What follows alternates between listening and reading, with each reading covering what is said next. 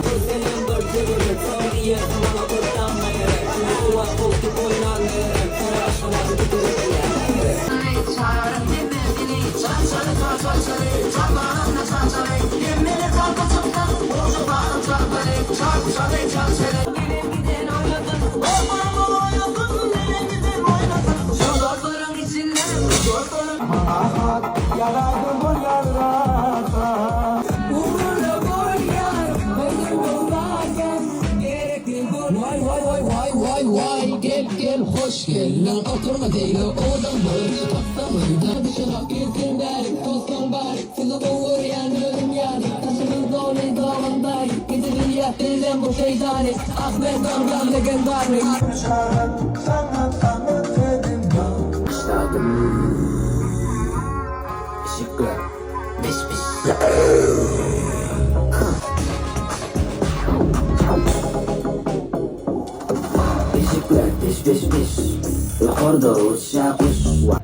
Neyemeden dörüdü bu için pişikleri piş piş deydin. O yukarıda uçar kuş. Kılı gerek ne düşünüm adamlar? Pis pis yok tatlını yukarıda uçacağız. Özel aşağıya öldüm ostum.